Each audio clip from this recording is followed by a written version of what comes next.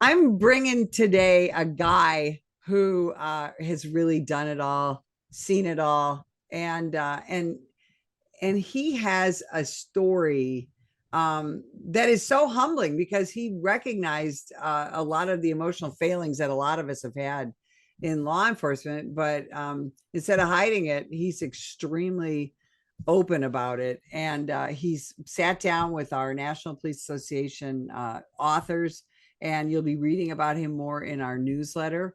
But I wanted to bring him to the show as well. So, Sarge J.C. Prellezo, welcome to the show, Sarge. Thank you for having me, Betsy. It's a great honor to be here. So, I have to ask every one of my fellow cops this question: why'd you become a cop? You know, it's funny. I always get asked that, and I always respond with, I believe that the profession chose me, right? But there is a funny aspect to it. I played high school football. I was the frustrated, player that didn't go to college because of injuries and getting together with my wife when we were little. But we had a thing called the Pig Bowl where our team played LAPD and NYPD and Dallas also. And so I was like, man, if I can get on the police department, I could play football, still travel and make some money. And this will be like playing professional football. And I quickly learned I think it was I broke my ankle jumping a fence after a subject as a rookie. And there went that. And then, lo and behold, that was canceled later just because of red tape and stuff like that. But I really believe, in retrospect, looking back, that the profession is a calling, and I'm very grateful that I answered that call. My husband blew out his knee in the Pig Bowl, so There you go. There you go. it's There I you go. always But I said to myself, I'm like, wow, I can play. I'm a cop, and I get paid. Poof, it's a win-win. Let's do this. exactly, and that's the thing, as cops, we tend to be competitive, we Oh yeah. tend to be risk takers, Oh yeah. and so here you are, you're a young cop in Miami Dade in the 90s. Talk Yeah. about that. Listen, it was an exciting time. We were, roughly maybe 8, 9, 10 years post Mario boat lift. We were still getting through the residual effects of the cocaine cowboy days. Miami Vice was the hottest thing on TV. And so, I'm still waiting for the Ferrari and the nice clothes, but I never received that. Listen, it was very exciting. It was fun. It was hunting for bad guys. We really didn't, we didn't pick on anybody or nothing. There was plenty of crime, a lot of drugs, a lot of money, a lot of prostitution. It was a hot place to work. It was extremely fun. It was extremely fun to go out nightly and just hunt for bad guys. It was very exciting, very exciting. And down here, Miami-Dade Police, we are technically the sheriff's department. We're moving to having an elected sheriff now in August, but we were almost 4,000 at that time. We're plus 4,000 now, and it was a very large department, and there was a lot of things to do. And as a 21-year-old buck out on the street, I was living the life. I'll be honest with you. I was having a lot of fun. And I'm so glad you talk about that, because I don't think we do enough talking about how fun it is to hunt bad guys. And I'm so glad that you phrased it in Yeah. that manner, because, now, we're having such a difficult time bringing young people to this profession. And I think part of it, of course, a big part of that is the vilification of police officers and all that. But I also don't think that our recruiters and our leadership talk enough about the fact that, yeah, it is fun to hunt bad guys. It is fun to take bad people off the street. And yes, it's fun to be able to help crime victims get some retribution for being victims, isn't it? Yes. Listen, I think, Betsy, the main issue that we're having, and I think we're having it across the nation at different levels, is leadership, right? So leadership is so key that, when I did many things. Canine was my specialty. I did undercover narcotics. I did all kinds of stuff. But my mentality was cut the dogs loose. And yes, dogs and people. And I would cut my guys loose. And I knew, as a supervisor, you know who your guys are. If I needed to get rid of some people from my squad or whatever, that was done. But once I was happy with the people that were under me, I knew that I trusted them. And it's important for you as a leader to trust your people and that they know that. And I would cut them loose. And what I mean by cutting them loose is allow them to do police work. Police work is not pretty. It's not for everybody. And, you have to back the officers. When they did things that were wrong, I scolded them in private and I praised them in public. But I definitely cut them loose and I gave them all the authority that they had to go out and stop evil and bring bad people to justice. And we need an emphasis on better leadership. Yeah. I'm so glad you said that. You're my kind of sergeant, because what we see now, what I hear from my students as my husband and I travel around the country, is that they are so over supervised, and they are constantly nitpicked about what they're doing and are they following this regulation, this rule. And of course, we want our cops to be constitutional. We want them to be legal. We want them to follow policy, but we also want them to catch the bad guys, don't we? Yeah. Yeah. And listen, the position of leadership, I did have officers at some point in my career that wanted to do things that were illegal. I had officers that wanted to trample on the Constitution. I had officers that wanted to just do things and go rogue. That is unacceptable. Don't get the misunderstanding that cutting them loose means all those things. None of that flew with me. I never took a dollar from anybody. I never gave anybody a little roughhousing that didn't have it coming or that was a violation of policy. But within those policies, those were created laws and policies because of things that happened before. We had 3 huge policy books, and I told everybody these books are created on other people's mistakes. So don't be the new author to these new mistakes. Let's follow what they did here. And that gave us a lot of leeway. And the most powerful thing as an officer is not your weapon, it's your discretion, And there were times where people made mistakes. And, as an officer, we wear many different hats, clergy and counselor and all kinds of stuff, social worker. There were many times where instead of arresting people, I chose to give them, some good advice. It wasn't always friendly and it was tough love. But, I had people come back later to me and said, you know what, you don't remember me, but thank you. You gave me an opportunity. Taking somebody's freedom is extremely powerful. And you're very, it's a big responsibility. And I don't take that lightly. But definitely we need better leadership and the officers need to know. And listen, hold them accountable. I'm all about accountability, whether it's, in addictions and mental health or supervisors, uses of force. I hold them accountable. That doesn't mean to be irresponsible. That is so incredibly well said, which is why your message needs to be out there. I want to ask you one question. We didn't talk about this, but you're a Hispanic guy. I'm a woman. And you said something that's so important. This job is not for everybody. Yeah. And yet we are being told now we've got to have so many women in the profession, so many people of color, et cetera, et cetera. Give me your thoughts on that, JC. Listen, I think that there are many tools in our toolbox. I had an officer, and I always tell people this story. I had an officer that during the Obama years and the economy had gone down, he worked for an airline. He came in at his 40s. And he pulled me aside one day and he goes, listen, I'm not gonna BS you. I'm gonna listen. I'm not a big fighter.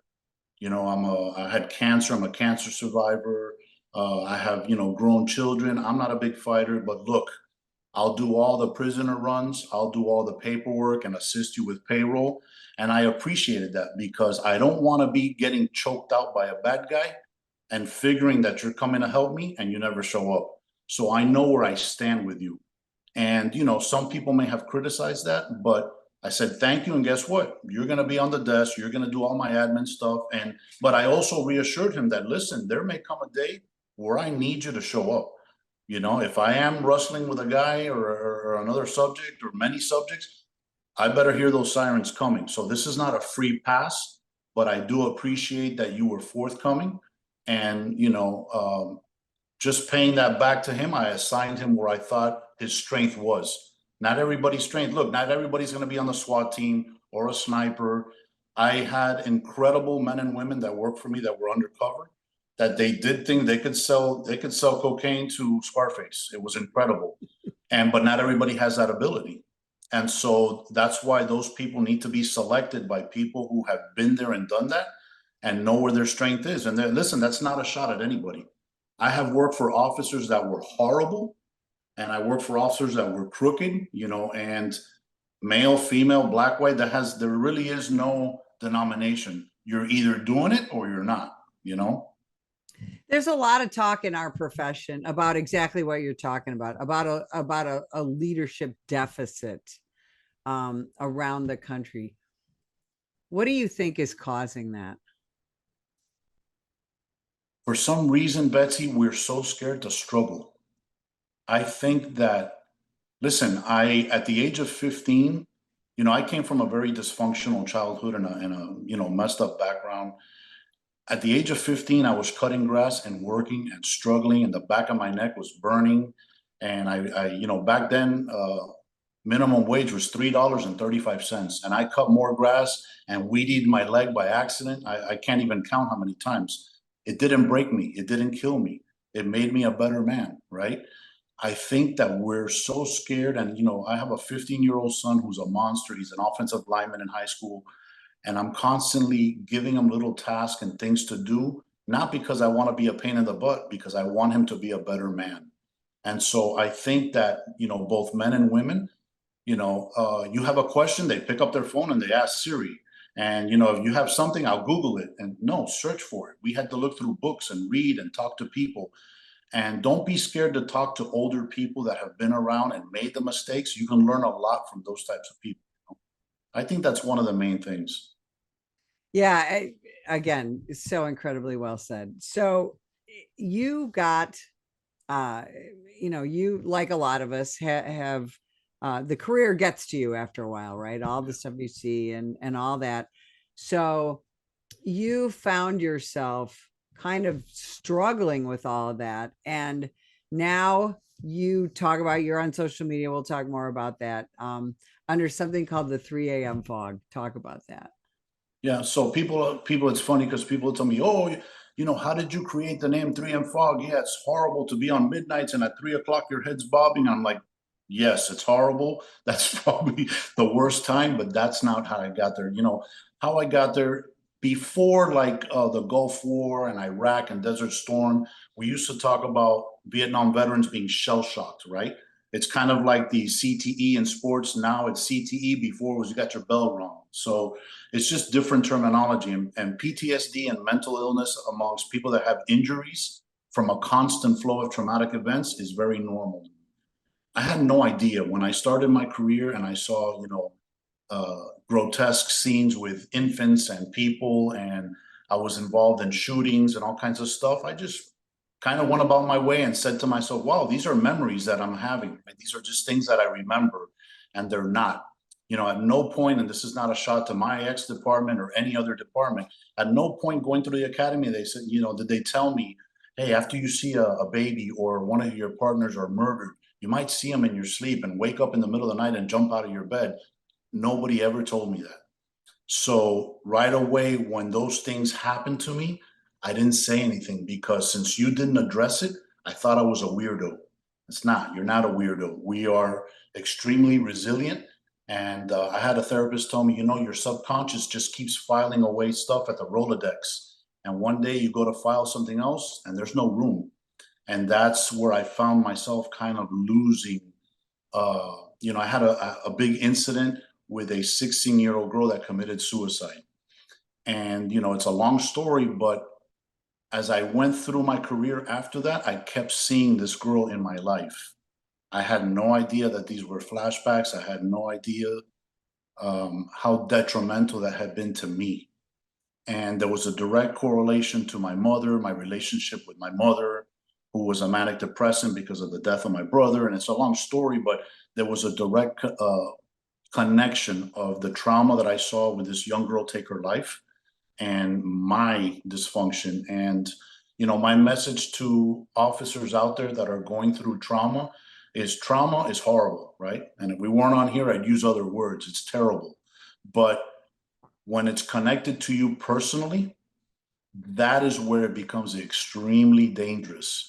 And we need to, like I said, we don't need awareness, right? We are very aware that we are at the very top of the list in suicide. We're at the very top of the list in divorce, domestics, all kinds of stuff. And it's not a coincidence. It's because we're suffering these injuries, and we need to understand that when we respond to very traumatic incidences, right away, we need a debrief and a defusing. And we've been involved in shootings. You shoot a bad guy and they go, hey, you're okay, I'm okay, and go home and just get drunk. And guess what? You wake up tomorrow and the guy's still dead. You still discharge your weapon and you're still trying to process it. And that's where the issues come in with us in trauma. And a lot of police officers come to the job with trauma, just like what you're talking about, don't they? 100%. Yeah. So Yes. A lot of police officers manifest it with alcohol or prescription drugs or risky behavior. Exactly. Talk about your experiences with that. I'm glad you said that, because especially the risky behaviors, there's a lot of promiscuity in first responders. And like I tell people, I go, hey, you're not an adult film star and there's nothing great about you. It's that you're trying to fill voids with negative behavior. Okay. There's nothing, you're not great looking. Okay. You're not like the hottest slice of cheese, around the block. So basically, listen, I got the name 3 a.m. fog because I got to a point, and it was later on in my career. I was a sergeant for 18 and a half years.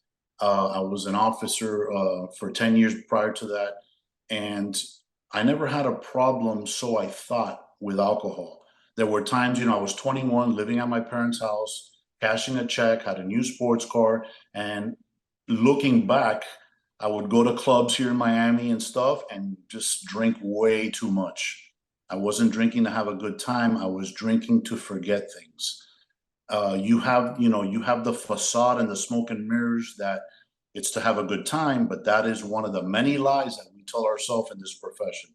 And so, later on, after the birth of my son, there was, again, through therapy, I learned there was a connection through the birth of my son, my relationship through of my mother and I.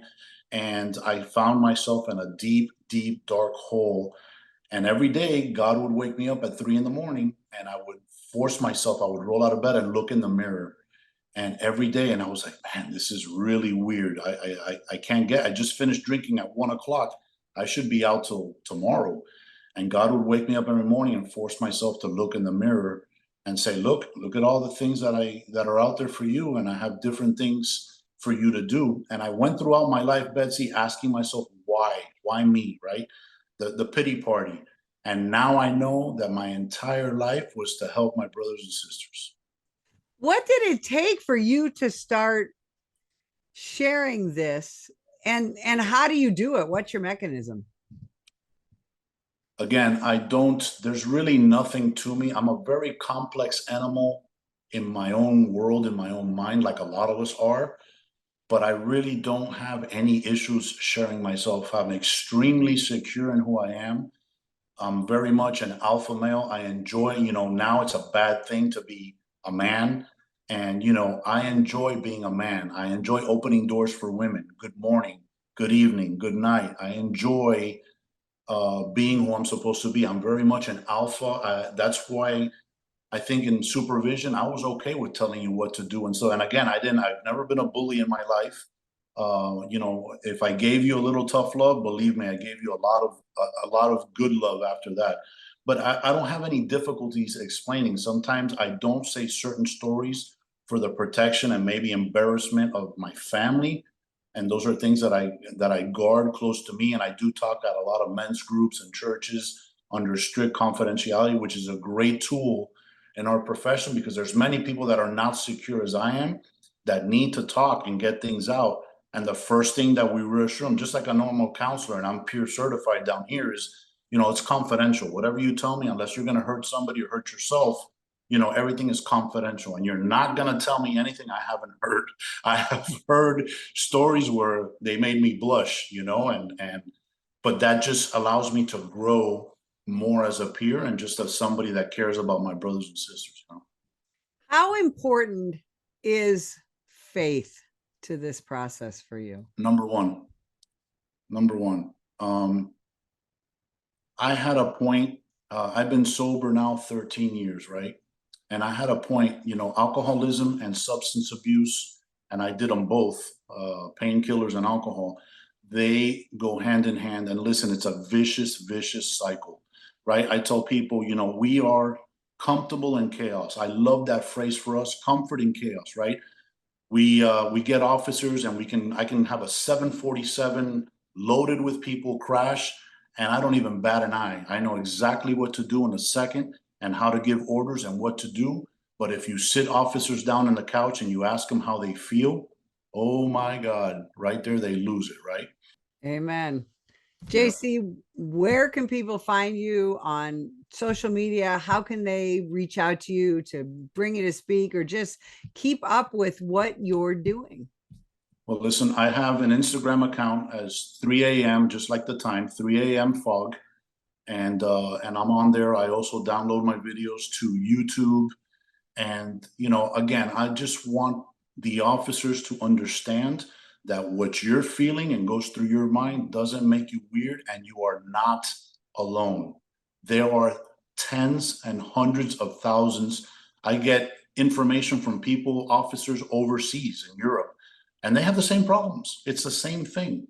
It's not normal to see all the things that we see. And so, yeah, 3 a.m. fog on Instagram and on YouTube. And I just constantly put out content on things that are common to us as first responders. And I love your content. You have so much candor and caring and compassionate, and we sure appreciate it. JC, thanks so much for spending time with us today. And if you would like more information about the National Police Association, visit us at nationalpolice.org.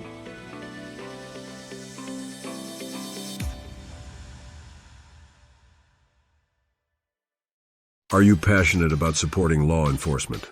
The National Police Association is on a mission to strengthen our communities, protect our families, and ensure justice prevails. But they need your help. Every dollar you donate makes a difference. It funds the legal defense of police officers and police agencies, supports advocacy for pro-law enforcement legislation, and funds community outreach programs and education. Imagine safer streets, stronger bonds between officers and neighborhoods, and a brighter future for all. Join us. Visit our website at nationalpolice.org to donate today.